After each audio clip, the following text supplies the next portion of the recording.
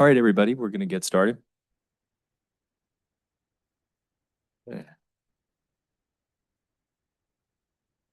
We are convening our Selma City Council, Planning Commission, and Downtown Improvement District Special Joint Meeting.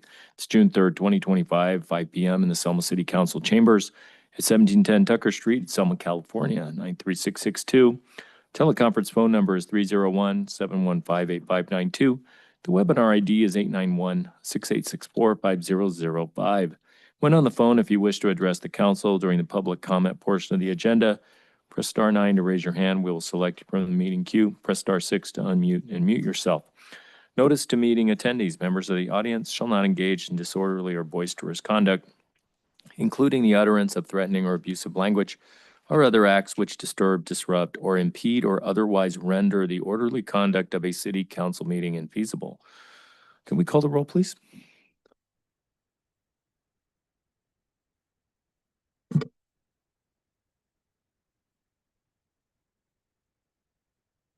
Figuera.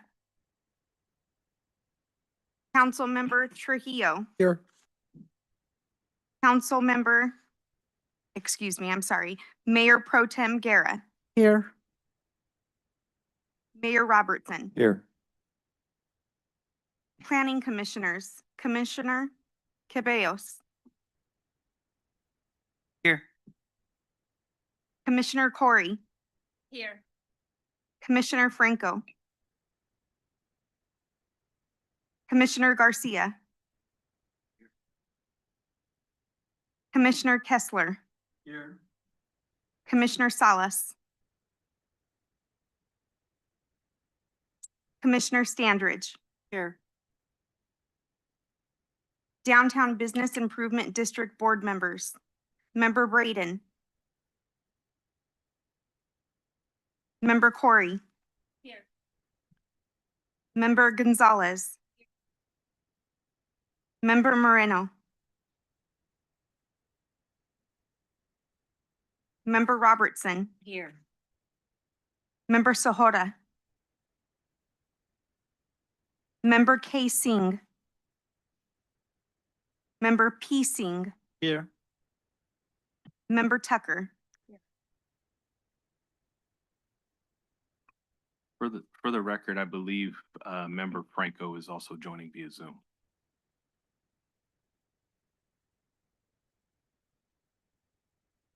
Thank you, Deputy City Manager. Okay, potential conflicts of interest. Any council member has a potential or board member has a potential conflict of interest may now identify the item and recuse themselves from discussing and voting on the matter. Agenda changes or deletions to better accommodate members of the public or inconvenience in the order of presentation. Items on the agenda may not be presented or acted on in the order listed. Additions to the agenda may be added only pursuant to California Government Code, Section 54954.2b. Oral communications.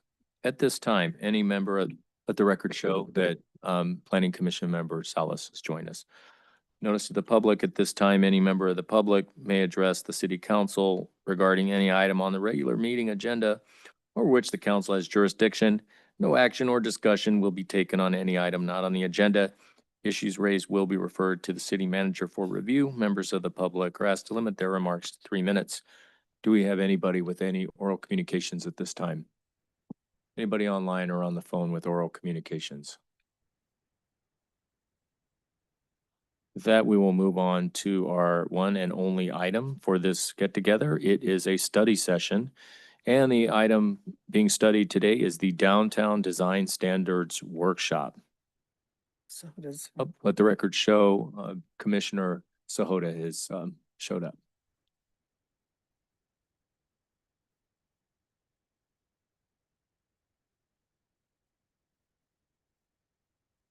We're a little tight there.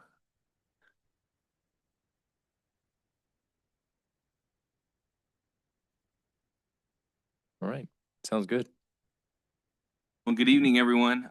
Thank you for being here for this joint workshop. We got members from a lot of our very engaged, advisory commissions and boards, Planning Commission, City Council, Downtown Business Improvement District. Tonight, I apologize for the delay in getting this workshop done. Unfortunately, we had a staff member resign that was going to give this presentation, so we had to reschedule and retool the presentation a little bit. But tonight's focus is really about shaping the design standards for downtown and how the future development and renovations will dictate the look and feel of our downtown. This is a key part of implementing our cultural arts district, which was recently, chosen and established by the city council, as well as the implementation of the downtown strategic plan. So I have a short, well, it's not really short, but it needs to be tonight.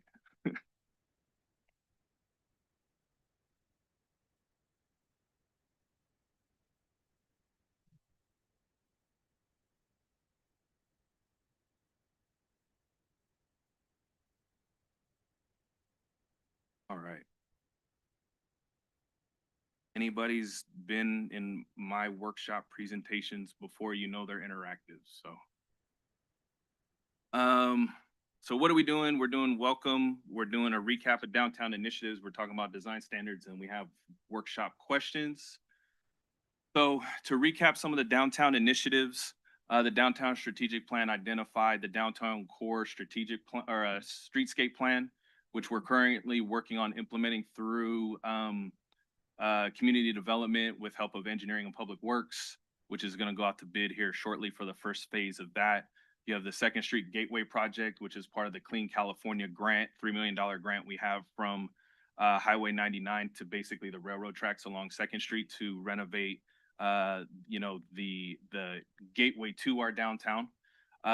We've worked on getting more food and beverage options, either through events, trying to promote them through zoning regulations.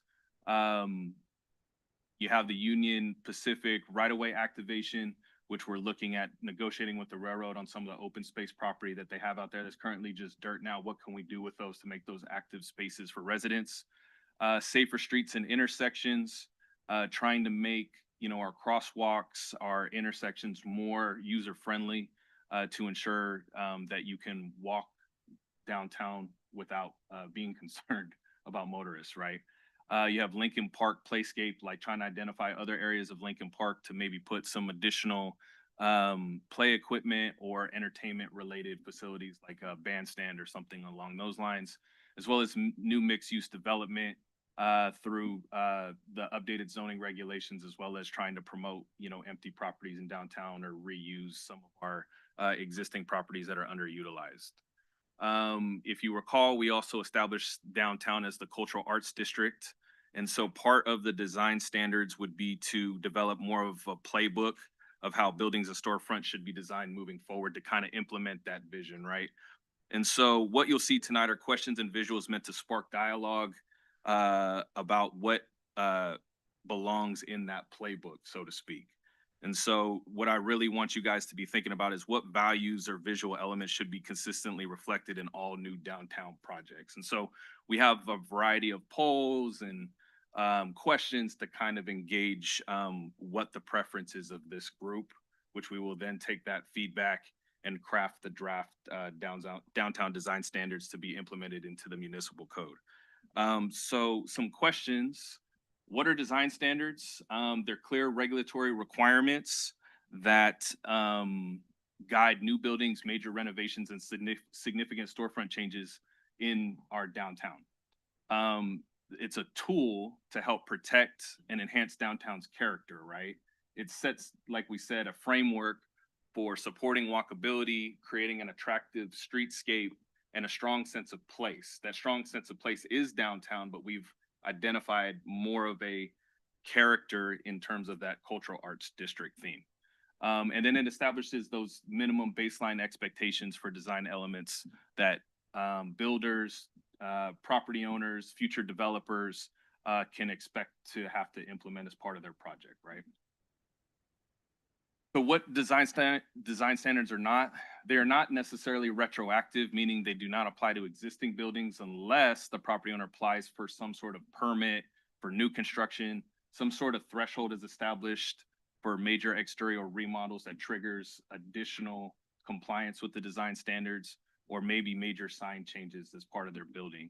They do not require buildings to necessarily remove awnings. Obviously, we have the municipal code that if it's a nuisance or it's in disrepair, there's some nuisance abatement as part of the existing municipal code that can be enforced.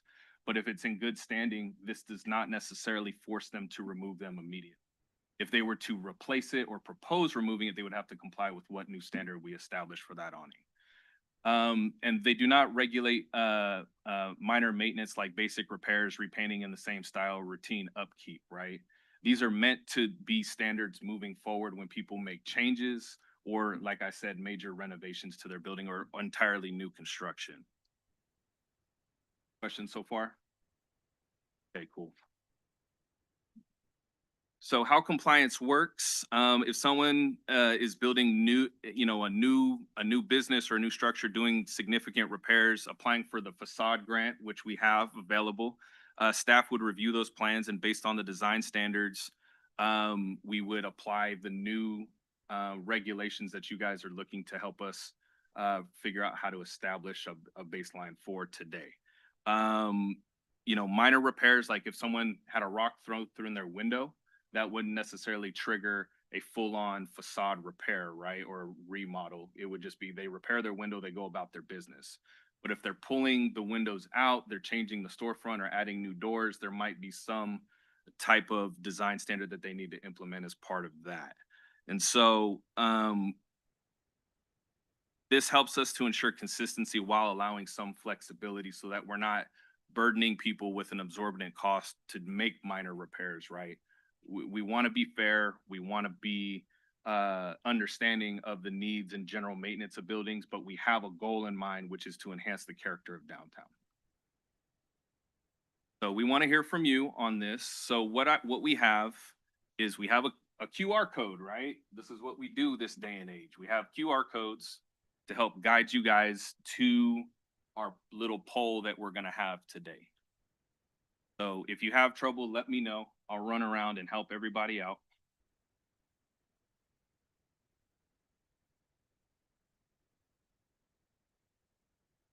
Whoever's in attendance can participate if they would like. Oh, no.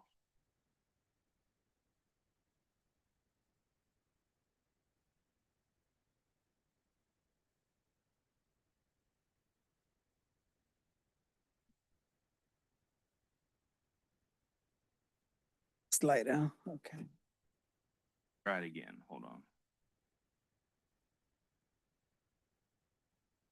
How about now, Betty?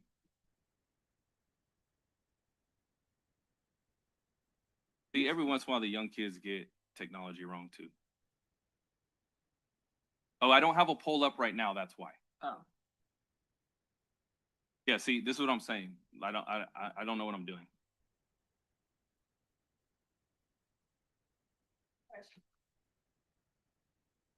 Betty, can you use the microphone, please? I have a question about the design standards. Got it. Is this the right time to talk about it or after the poll? It's if we could wait to the end, it might be quicker. Okay. And then, or we can follow up after the workshop because we have a time crunch at 6 o'clock. Okay. Who needs help signing into? Body? You do? You're good.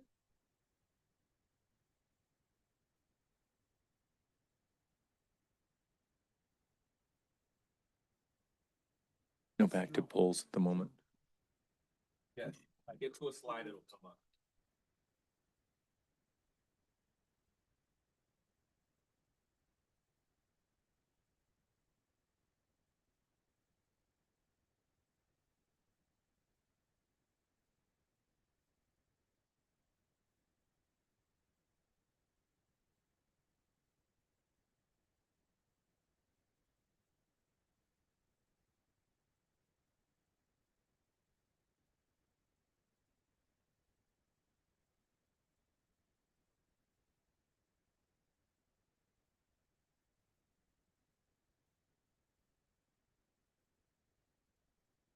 Try to keep it simple.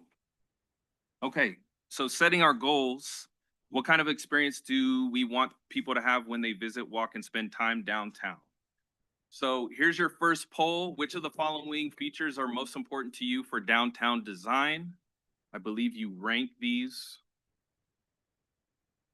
Got comfortable shaded sidewalks, attractive storefronts and building design, space for community gathering, walkability and pedestrian safety, arts and cultural elements, or treats, landscaping, and greenery.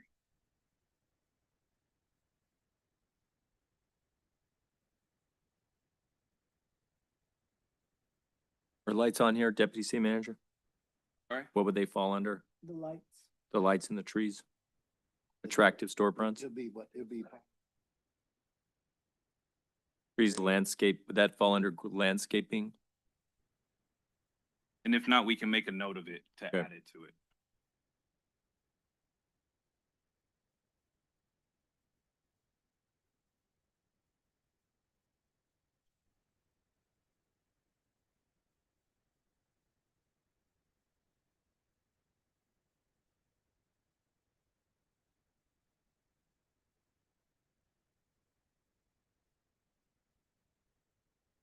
Yes, I believe you can.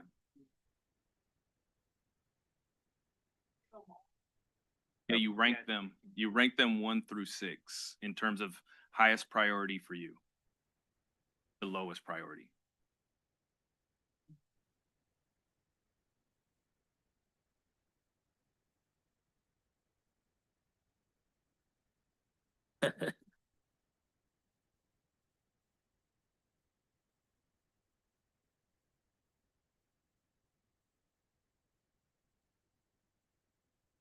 Gotta submit it, right? Don't just hit the button, just gotta submit it. I don't have mine up, so does it say hit submit? Yeah, you would submit it. Okay, so how many people are here?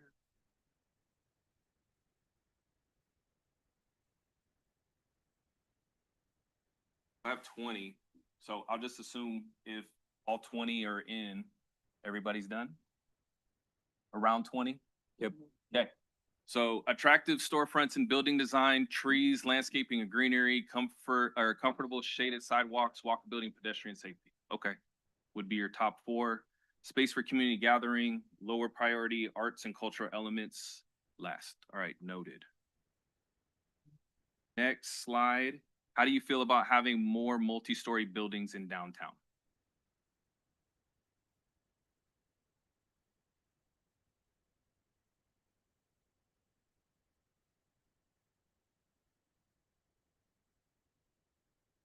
Go back up there with your camera.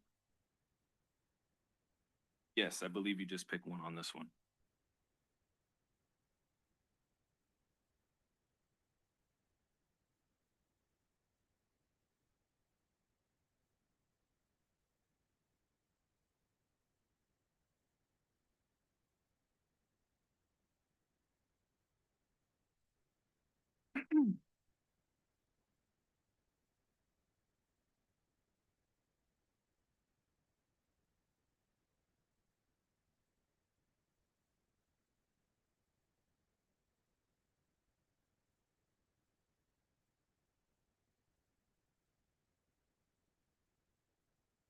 This is a single one.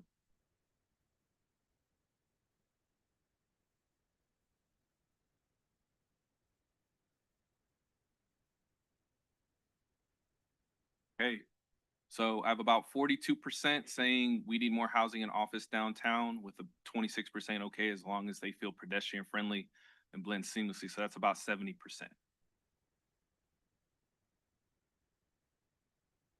Counter acceptable. Okay. So height and scale, let's think more about overall size and feel of downtown buildings. Whether that's flat facades, step second floors, what type of visual impact do taller buildings have in downtown? You'll see examples here of how to show how this can, help blend new development into existing development blocks. So how important is it to you that taller buildings blend visually with neighboring structures? For example, as I said, you could have stepping back of upper stories so that they don't push up against the street front and really make it feel congested or smaller even. If you have step second floors or even step third floors, you get the feeling that it's a little bit more open in the downtown because we do have somewhat of a confined space. We could also limit heights to do that as well. By taller buildings, you mean 2 stories, 3 stories? Three, maybe even 3 stories.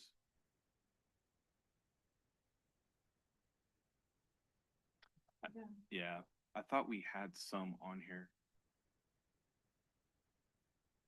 I apologize.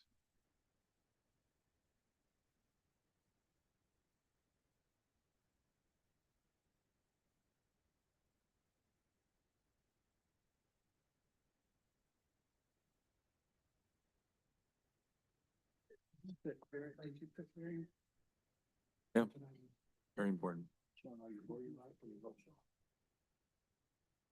Okay, so very important.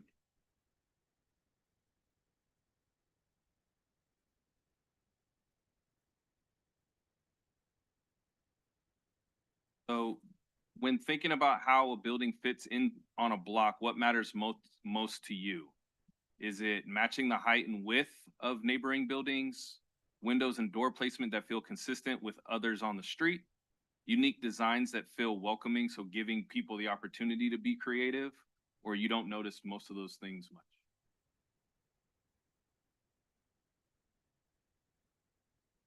Betty, can you use the microphone, please?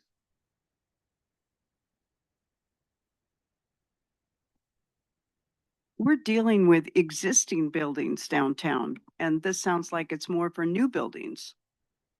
It could be for both. I think you'll have some regulations if you have new buildings that are built downtown, or if you could have buildings demolished downtown. We got to also think that this is not a tomorrow type of thing. This is a 5 to 10 to 15-year plan that is implemented over time. And so if somebody comes in, you could have a building that burns down. You could have a building that is condemned. You could have a building that people just don't like and they tear it down and start over because they have a better project that they want to put there. And so this is meant as, yes, you could have existing buildings that are renovated, but you could also have new investment downtown. But shouldn't we have any rebuilt buildings continue the same historical? And that's what the design standards would do. And that's what we're trying to get a feel for, is what type of standards does the group really want? Do you guys, and I have building materials in here too that kind of play to that as well. Well, almost everything is two-story downtown. Almost. We have some buildings like Maiden Voyage, I think, is 1 story. You do have some buildings that are 1 story as well. And so the question is 3 stories too much downtown? Do we want more 2-story buildings? So do you want to promote more mixed use downtown? These are the type of questions that we're trying to get to the bottom of. Okay.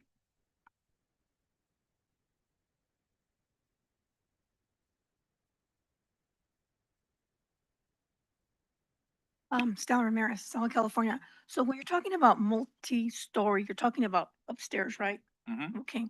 How does ADA play a factor in all of this? Like if someone's in a wheelchair, how will they be able to? Depending on what is upstairs, if I worked in a 3-story office building in Old Town Clovis that was brand new. They had an elevator because it was Right. publicly accessed. If you have residential homes, they're not open to the public, so there's different ADA standards that could apply. But for the most part, you could be talking about an elevator if it's a new building. Okay, thank you.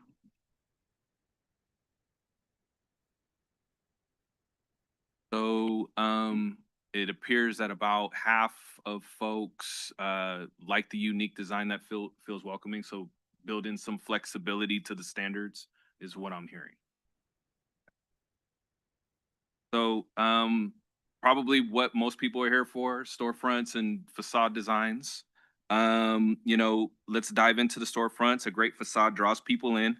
Think about things like large windows, signs, architectural details, and lighting that you feel would be appropriate downtown. So what makes a storefront interesting enough for you to stop and look? And so I think you have like a word, you can enter multiple words into the poll. What are things that draw you into a storefront? Is it visibility, like being able to see into the building? Is it signage? Is it, storefront, like the doors? Those type of thing. And the more items that are listed up there, if you see something, write that, it becomes bigger. It becomes, prominent in this. So, what we want to get is kind of a feel of what are the first things you guys think of when you view a store. That's really big windows. Windows. All right. Big windows. Big windows. And I think the other thing too is you could have big windows, but I think part of our zoning ordinance allows those windows to be covered, right? Like you can block, I think, up to like 30% of the window signage or advertisements or something like that. In downtown, do we want to allow that? I don't know if we do, because we want the storefronts to be interesting to draw people in when they walk by. So I see visibility. Visibility is really small up there, but windows, not only that, big windows that draw the customers into the storefronts. I think visibility is part of that. Big windows kind of plays into visibility as well. That is a big thing when you go to some downtowns. Like if you've been to San Luis Obispo's downtown, you walk by windows, you can see right in what's happening. What are they serving? Does this place look cool? Do I want to go in there?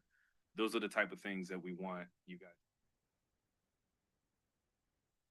I'll leave this open for 30 seconds.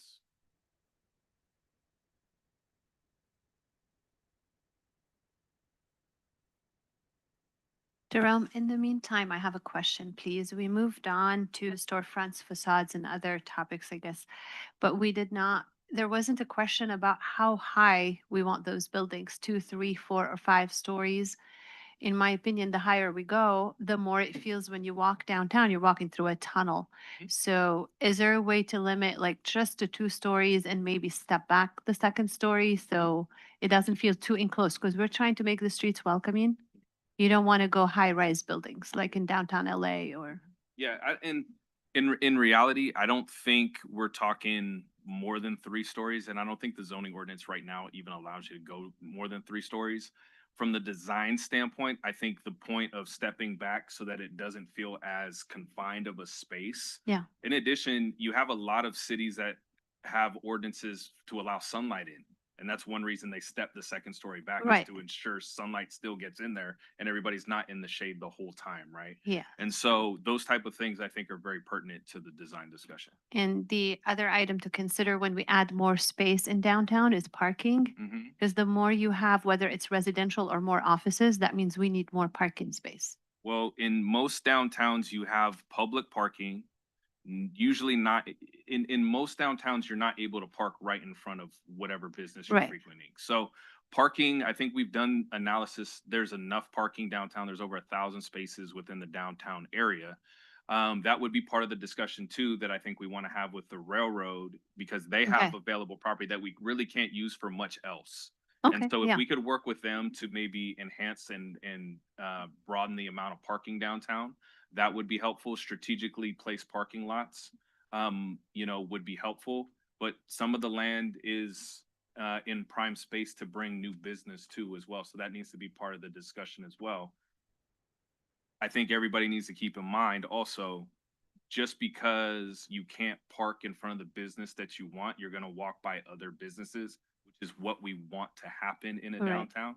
And so as much of an quote unquote inconvenience it is to not be able to park right where you want to go, we want you to become familiar with other businesses downtown by walking 200-300 feet if you have to. A block, quarter mile is actually what the American Planning Association lists as a walkable distance. That's what Okay. they list. So as long as you're parking within a quarter mile from the planning standpoint, we consider that a reasonable distance. Yeah, no, I agree. Currently, I think we have enough space in downtown for parking and all of that. Mhm. But I'm saying if we were to add Yeah. additional, we might want to think of Well, additional yeah. public parking. Additional public parking, shared parking agreements with some of the parking lots downtown, because I know some of them are private. Right. If you had a new development come in that was mixed use and it had apartments or something along those lines, they would likely have underground parking probably Okay. for their building, so they might have to bring their own. Yeah. Yeah. Okay, thank you. Yep. I have a question. When we're talking about two-story buildings or three-story buildings, and you're talking about stepping it back, are we talking about like a balcony on the second story? It could be a balcony, or it could just be moving the front of the second story back. If you're not providing balcony access, we can come up with regulations for that. But really what you're talking about is where the front of that building starts more than anything. It could be a balcony, but really what you're talking about is the face of the building and how it makes the streetscape feel. A balcony would look good. I It had would- it would- someone bring up if you had apartments downtown doing like a what do they call it, a Juliet balcony, where somebody can just walk out and look Right.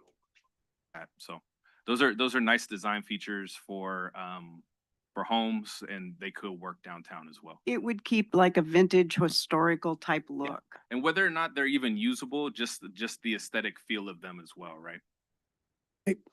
Jerome, I have a question for you. And I think you discussed it earlier, but I want to just run it by you one more time. You're talking about awnings, existing awnings, and right now the majority of the downtown is removing their awnings and they're going that. What is gonna, or what, are we gonna establish any guidelines for the new, if they do remove the awnings? Anything else or there's? what's I'm not the- there yet. Good, thank you. Okay, so some of the feedback we see windows, lighting, design, visibility, big windows, color, signage, and music. And so we'll sort through these, but I think like we talk about with storefronts, you know, how it looks and whether or not you can see inside the business, I think is really important to draw people in, right?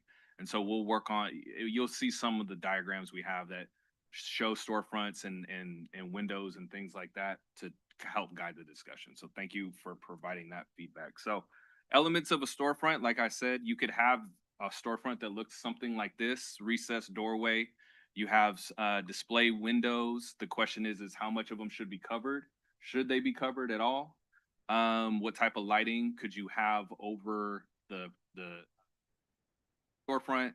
What type of signage? You know, you could have signage on the building in a lot of downtowns if they have those awnings. You see the wood signs that hang down below so that the pedestrians are aware of where businesses are, what businesses they're coming up to.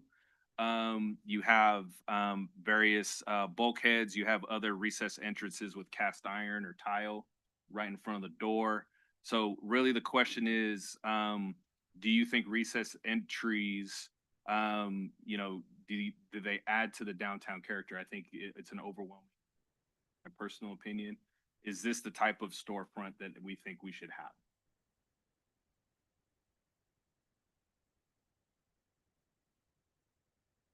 I don't think you can regulate that kind of pattern for all the storefronts, but it does look Can. nice once in a while, you know, I to mean, you break it up. can.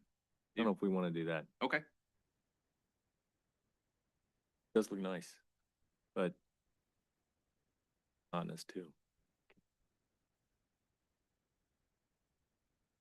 I mean, the other thing we can do, and we'll talk about it more with colors as well, is ensuring that businesses that are next to each other have different types of storefronts so that we stagger, so we don't get that monotonous feel that they're all not recessed. Maybe they have different varying types of storefronts, right? So you have maybe every 2 or 3, you could then do a recess store.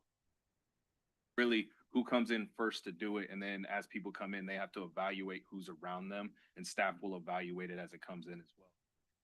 Can't do a recess storefront because you have one right next to you. Redesign it accordingly. I think people will put in what looks good. You know, people are going to look at their neighbors and see what works on the street as well.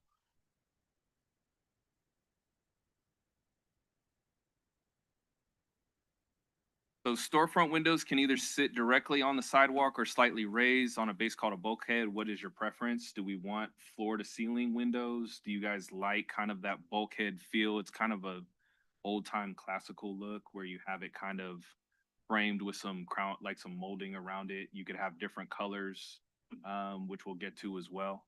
Some of these other features as well: parapets, cornices. You know, you have the sign. You know, if you have a standardized type of awning, whether it's a parapet awning or something like that in front of every storefront, the sign there is going to be a little bit harder to see perhaps. And so that's why we would develop a sign standard that maybe they're hanging signs below the the platform awning or what have you. So just keep that in mind as well. I mean, the display, the larger they are, the more retail-ish, that downtown retail look you're getting. But with the bulkhead, I think we're trying to get it more habitational in the second story too. So that seems to fit that bulkhead model that we're looking at right there with the interesting windows on the top there with the circle head.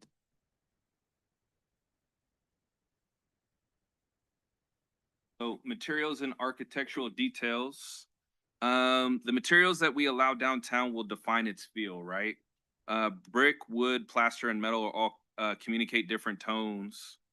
The bid previously considered multiple options for the color palette, with terracotta inspired palette or a neutral palette. And what we did was we actually had some renderings of some of the buildings downtown in those kind of styles to give you guys an idea of kind of what it looks like.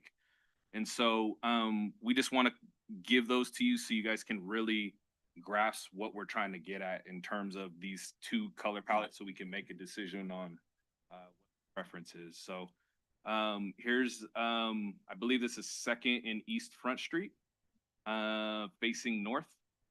And so this is existing. Here's terracotta colors and what it could look like with awnings that kind of match that same color.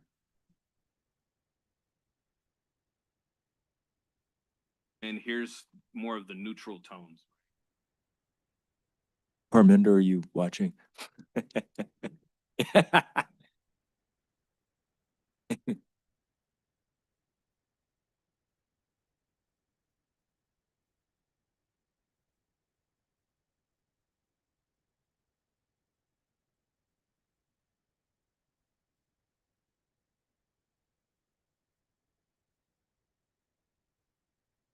Hey, Parminder, could you use the microphone, please? I apologize. I love this, Jerome. No, that's not what I said. Nah, I think that if you have people painting buildings, it makes it really difficult to maintain over the years. You're gonna get fading and then peeling, which is what we see a lot of, especially if you have wood on the outside. So I prefer the bricks on natural brick and not have to maintain as much. Light colored? You're real lucky with a good expensive paint, you might get 10 years. Maybe. That's really pushing it. The polymer, 5 years, but high synthetic polymers, you can get maybe, yeah, a little more. Yeah, brick stucco, even the rock, The brick looks nice, the natural brick. I'm leaving that one the same.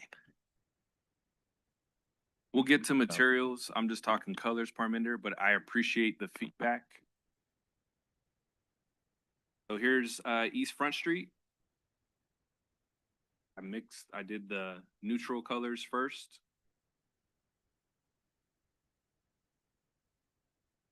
Terracotta palette.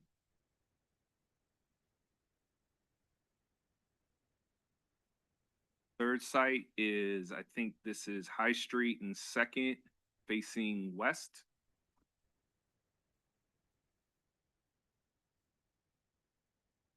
Terracotta. And then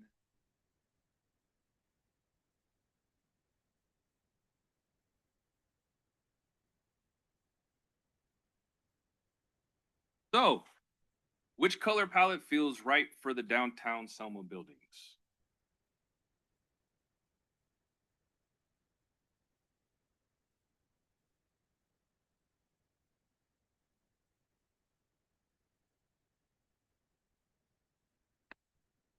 But the neutral.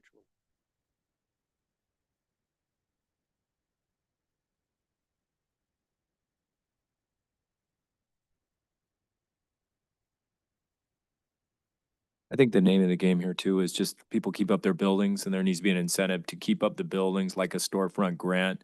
Cause you can't regulate people making their buildings look nice and keeping them up. But I think city's doing the right thing with the downtown storefront grant to incentivize and give some participation there for people to keep their buildings up, keep them looking nice. Once we get these new color schemes. Jerome, if we don't adopt one of these color schemes, could a building owner paint a building pink or purple or something, unless there's some sort of, like a committee possible that could be established that could approve? Call the bid. Well, The well, business no, I mean, improvement I think what Greg's getting at is you could make the bid like an architectural review committee Yep. on something like that. I think They've done it in the Tower District, and even though that one's quite a bit more restricting than I think we should allow it to be, there has to be standards, but I think that the building owner should have some say. right, and I think that's what we want to do is give enough choice to where maybe we dictate like a primary color and then they can work around that and incorporate some other colors as well. If there's no preference and you want to leave it open to the mix, that's a completely different discussion. I think the cultural arts district theme, having a theme requires some guardrails, right? In terms of what's done. And you have to identify where people are operating within those guardrails. And so if the consensus is we want people to just be creative and maybe pink is okay. I mean, staff's open to Can work whatever, I think at this point. I think for us, the discussion has been around a specific color palette within a range to try and create a coordinated feel of a cultural arts district. And so we can develop a palette that incorporates not just these tones, but some accent colors that are maybe more in the neutrals as well, that give a nice mix to the downtown. But the discussion has been to try and guide the discussion towards a coordinated color palette is my understanding. Concern is, let's say somebody wants to come into Selma and build an Irish restaurant, and they want to follow like the design styles and the color styles of buildings that are in, Ireland, and they're neither terracotta or neutral. I mean, they're very specific to their country. They should have an option to be able to do that.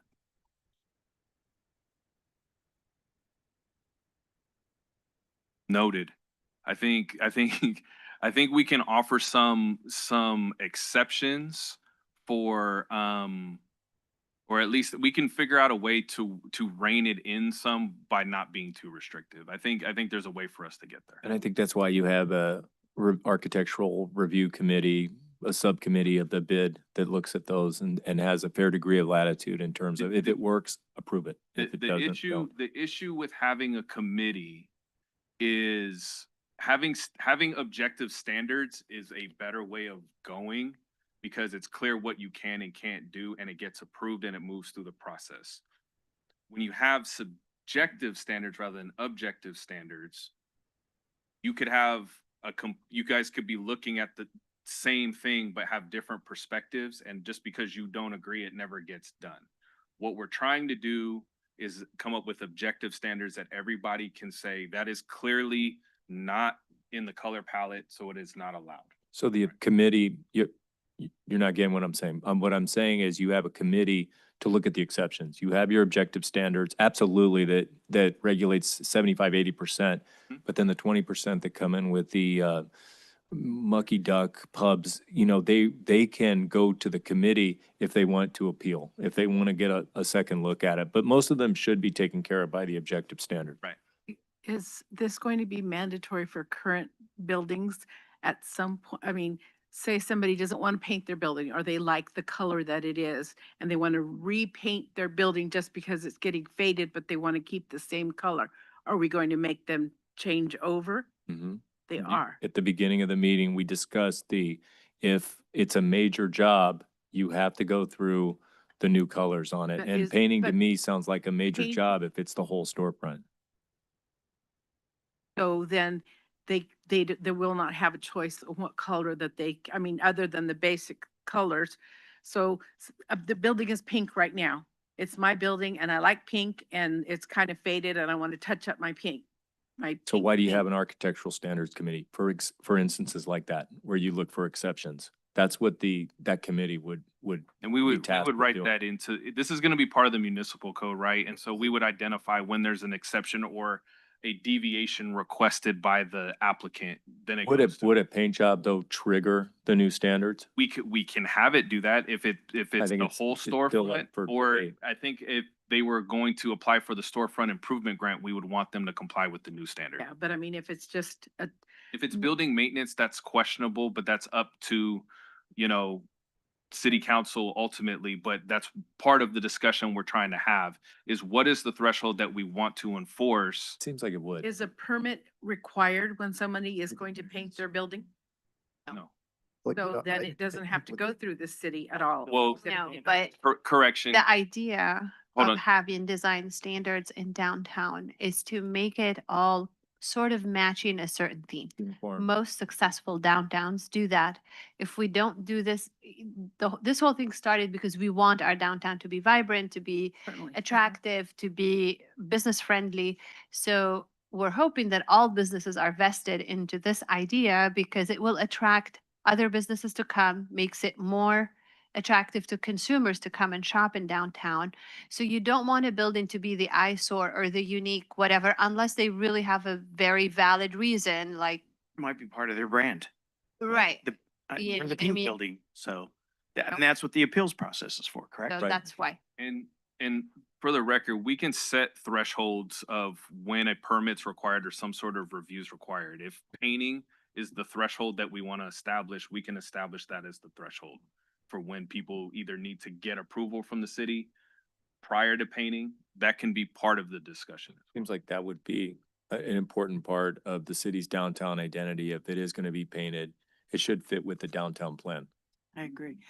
How large are we talking about of an area? High Street, or are we going around the corner and doing behind? So what is the total area that's going to be involved in this? It's the downtown business improvement district area, which is west The area. front to Arents to Third Street to, Like Front and High Street. yeah, that big area, Okay. correct. We're not going outside It's that. basically every place that's zoned central business district too. Okay. That's Just to remind you, Deputy City Manager, we got about 13 12 minutes, yeah, yeah.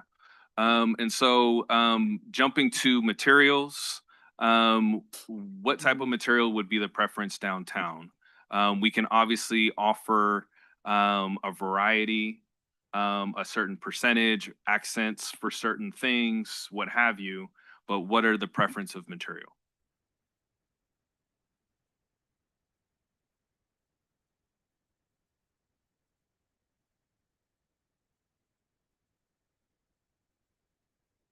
So.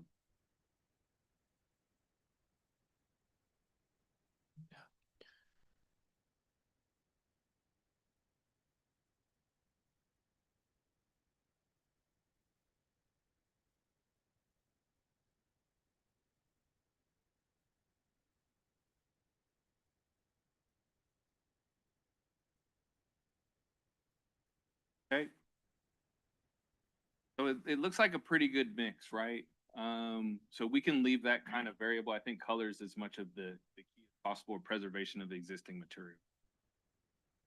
Which leads me to the statement, original materials such as brick or tile should be preserved and incorporated in storefront remodels whenever feasible. Do you strongly disagree, you're neutral, you agree, or you strongly agree?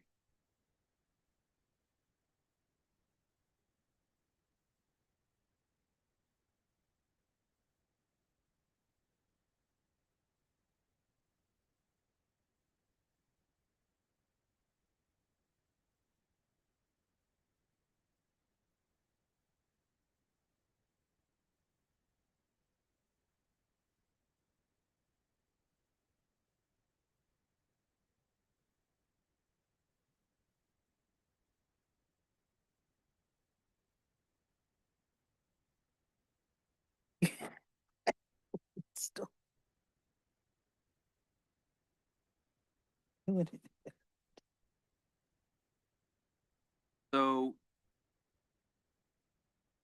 please rank the following features in order of how much they make a building entry feel welcoming and attractive. I think we've kind of covered this already, so I won't belabor. Recessed doorways, display windows, glass doors, overhead awnings, planters, and small landscape areas near the entry.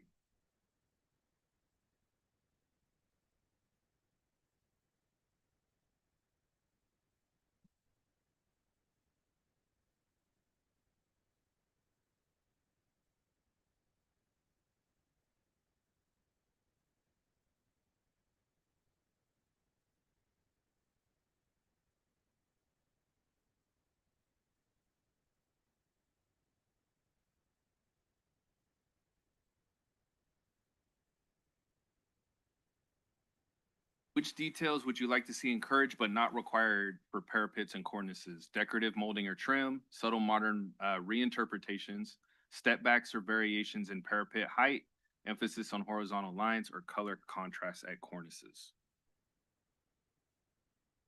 You can pick more than one.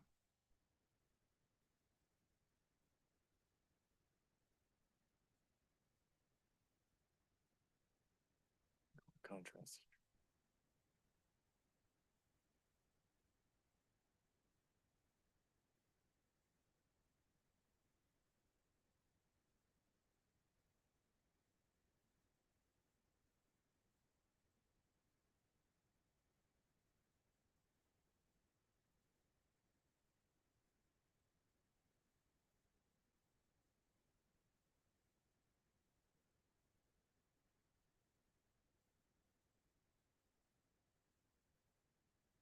Okay.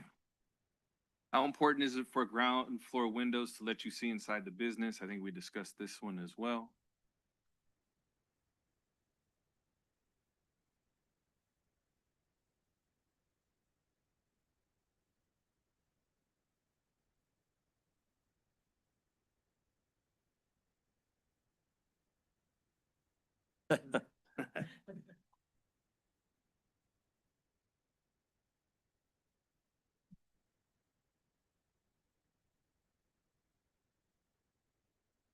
Awnings. Which awning material best reflects the character we want downtown? Metal awnings, canvas awnings. There's actually matching building material awnings. I think if you go to Second Street and High Street, the existing building there on the southwest corner has an awning that matches their design of their building. They've stuccoed it, it's colored the same, so it matches the design of their building. But the question is, want a certain type of awning? Are we going to allow variations as long as they're maintained appropriately in a certain color? Are we going to allow some flexibility there?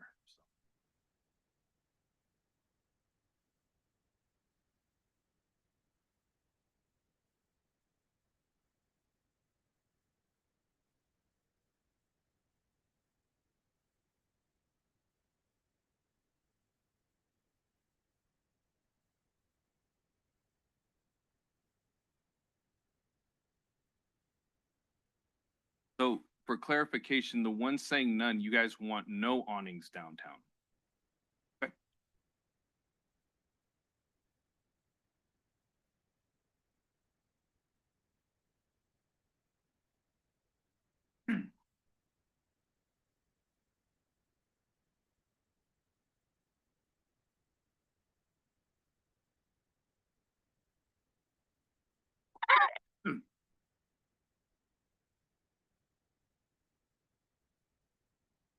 So public spaces, which features would make you want to spend time in a downtown plaza or courtyard? Public seating like benches, public art or murals, trees and plants, fountains and water features, outdoor dining, bike racks.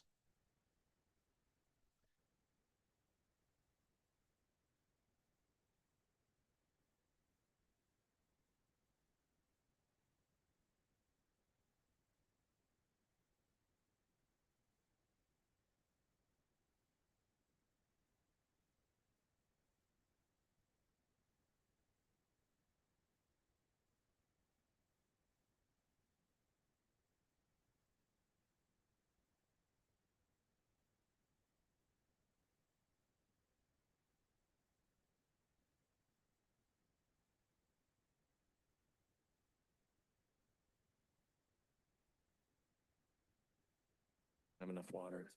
How important is it to you that bike parking is included in downtown spaces? I will have you keep in mind that the building code does require bicycle parking as part of the building code. So you can't say none, but you could say it's not important to me.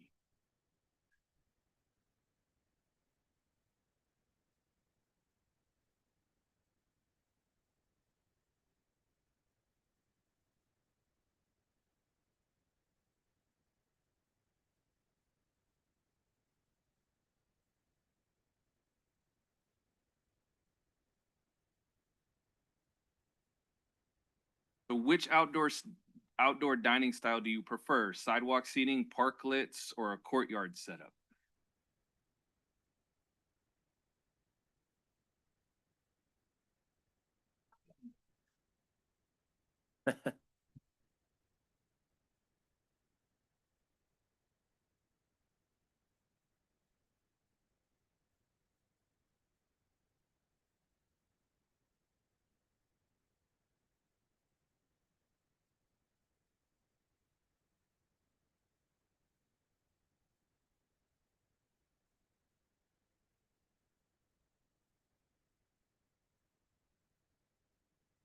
Washington a couple years ago. All right.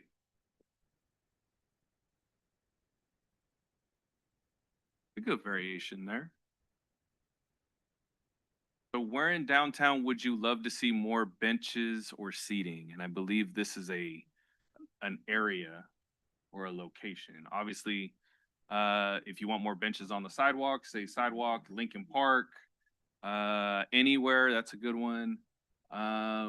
If there's a specific location, street corners, you know, those type of things I think are important to just identify where we can strategically place and space our our assets downtown.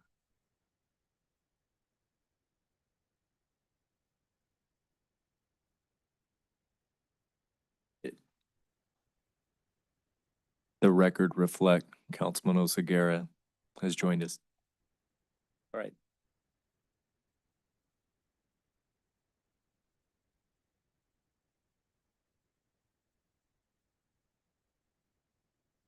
I'll leave this open. This is my last slide. I got 3 minutes. I finished up. Any remaining questions? Obviously, staff will be available to answer questions regarding this and accept comments from the public as well as Where do we go from here, Deputy City Manager? staff will take the feedback and craft draft design standards for review that incorporate, I think, some of the feedback we've received tonight. I think we have a structure of how it would be done. Our hope is to have it drafted within the next 30, 45 days. And then what's the flow of all the boards and the city council we have here? How's it going to progress? I would probably go to the bid first and then to planning commission because it's an ordinance change, because that's a procedural requirement anyway, and then to the city council. So we're looking at having these standards in about 45 to 60 days and then having a vote on it between 30 and 45 after it goes through the groups. Is that correct? I would So by say, the end I of the summer. would say probably it would probably be at city council, hopefully within 60 days. And then it Within would go into 60 effect days. 30 days after that. I want to thank everybody for coming today. Really productive. Thank you for your time and your interest. And our downtown's looking better. 1 minute to spare. Thank you, Deputy City Manager. Thank you for your presentation. Good job. Can I ask? Okay. And we'll start our city council. Public input, go ahead. Oh, I believe Mayor, We just let the lady speak. Mayor Pro Tem Guerra, I believe she mentioned it last time and I agree with her. You know, right there on Second Street and High Street, when you have those, where you have the plants, there, it's really tight there. Can that be torn down maybe to give it more space? Right now that we're talking about this, because it's super tight there. You know what I'm talking about, right? Oh, Where- yeah. Yeah, where- the where trucks have a really hard time driving Yeah. around there. It's really You know, dangerous. In the downtown strategic plan, I think the intersection of High Street, Second and McCall was identified as being reconstructed at some point. You've seen a lot of Caltrans grant funding projects. You know, I think Farmersville has done it. I think Exeter did a roundabout too at an intersection that was Caltrans funded to help with the flow of traffic in those areas to create like a monument entering downtown or entering certain areas to help with traffic flow. And so that in the strategic plan is specifically identified as needing some sort of redesign, whether that's a roundabout or not, or just an intersection reconstruction, it is identified. I agree. It's something that will need to happen with the downtown revitalization. Thank you. Okay, thank you. And with that, we will adjourn this special meeting and we will re-adjourn in 5 minutes for our regular city council meeting.